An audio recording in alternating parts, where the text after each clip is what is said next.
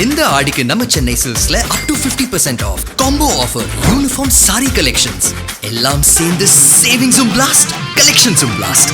நம்ம தி சென்னை சில்க்ஸ். தமிழ்நாட்டுல எல்லாமே சேஞ்ச் ஆயிடுச்சு. உங்க நகையையும் சேஞ்ச் பண்ணுங்க. உங்க பழைய நகைக்கு கிராமுக்கு 150 ரூபாய் கூடுதலா வாங்கி புது நகை எடுத்துக்கோங்க. அதே கம்மி சேதாரம் தான் உங்க லலிதால மட்டும்தான்.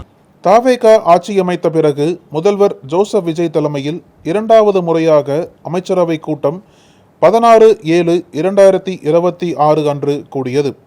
இந்த கூட்டத்தில் 2026-27 ஆண்டிற்கான தாக்கல் செய்யப்பட உள்ள பட்ஜெட்டில் புதிதாக பல்வேறு திட்டங்களை அறிமுகப்படுத்த முடிவு செய்துள்ளனர்.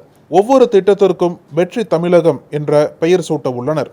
சென்னையில் போக்குவரத்து நெரிசலை குறைக்க எண்ணூரில் தொடங்கி செங்கல்பட்டு, ஈசிஆர் உள்ளிட்ட சாலைகளை இணைக்கும் வெளிவட்ட சாலையை அமைக்க ஆலோசனை மேற்கொண்டுள்ளதாகவும், சர்ச்சையில் சிக்கக்கூடாதென நிர்வாக ரீதியாக அமைச்சர்களுக்கு அறிவுறுத்தலும் இருக்கும் என தகவல் வெளியாகியுள்ளது.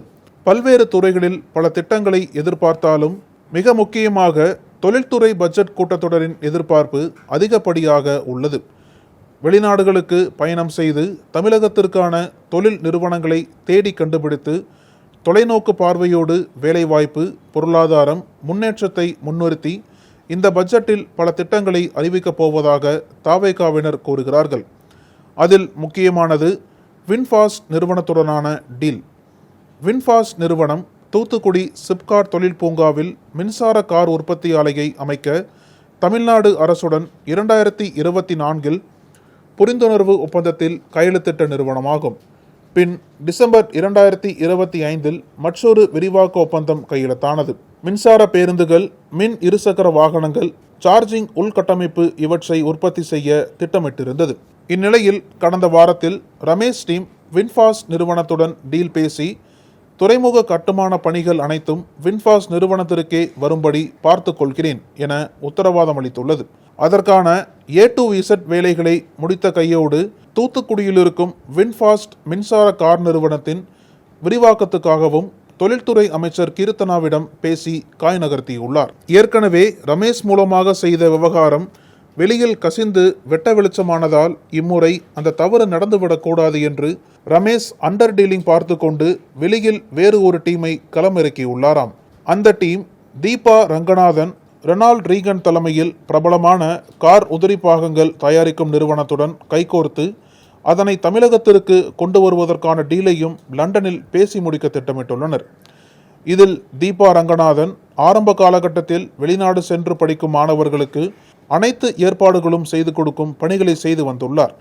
அப்படி வியட்நாமுக்கும் மாணவர்களை அனுப்பி வைத்த சூழ்நிலையில் இந்த வின்ஃபாஸ்ட் நிறுவனத்துடன் தீபாவிற்கு தொடர்பு கிடைத்துள்ளது.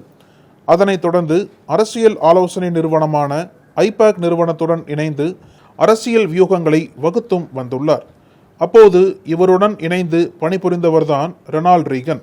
இவர் தொழில்துறை அமைச்சர் கீர்த்தனாவின் தனி PA-வாக தற்போது பணிபுரிந்து வருகிறார். தொழில்துறை அமைச்சரே முன்பு ஐபேக் நிறுவனத்தில் பணிபுரிந்தவர் என்பதாலும் மற்றொரு அமைச்சரோடு கைகோர்த்து லண்டனில் உள்ள மிகவும் பிரபலமான பவர்ஃபுல்லான கார் உதிரி பாகங்களை தயாரிக்கும் நிறுவனத்தோடு டீல் பேசி முடிப்பதற்கு அதற்கான பணிகளை தங்கள் வரையில் கணக்கச்சிதமாக முடித்துள்ளனர். இந்த திட்டங்களுக்கான அறிவிப்பெல்லாம் வரும் பட்ஜெட் கூட்டத்தொடரில் அறிவிக்கப் போகிறார்கள்.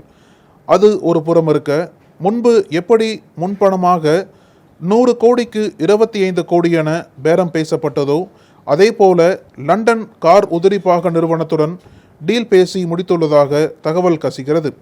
இப்படி இவர்கள் செய்யும் அனைத்து தில்லாலங்கடியும் முதல்வரின் கவனத்திற்கு வருவதில்லை. அப்படி சேராமல் பார்த்து கொள்வது ஆதவர்ஜனாதான். அமைச்சர் கீர்த்தனா ஆதவின் ஆதரவாளர் என்பதால் இவை அனைத்தும் மூடி மறைக்கப்பட்டு முதல்வரின் காதுகளுக்கு கொண்டு சேர்ப்பதே இல்லையாம். மாறாக இந்த திட்டத்தை நடைமுறைப்படுத்த திட்டமிட்டு முதல்வரிடம் பேசி முடிப்பதே ஆதவுதானாம். ஊழல் நடக்கவே நடக்காது, அப்படி நடந்தால் யாராக இருந்தாலும் நடவடிக்கை எடுக்கப்படும் என்று கீழ்மட்டத்தில் உள்ளவர்களை எச்சரித்தார் முதல்வர். அவருக்கு தெரியாமல் உங்களுக்கு சலுகை, எங்களுக்கு கட்டிங் என டீல் பேசுது தாவேகா மேல்மட்ட டீம். ஊழல் செய்வதை முதல்வர் கண்டறிவாரா, நடவடிக்கை எடுப்பாரா என்பதை நாம் பொறுத்திருந்துதான் பார்க்க வேண்டும். அனல் பறக்கும் செய்திகளை அப்டேட் செய்து கொள்ள நக்கீரன் களத்தை இப்பவே சப்ஸ்கிரைப் பண்ணுங்க.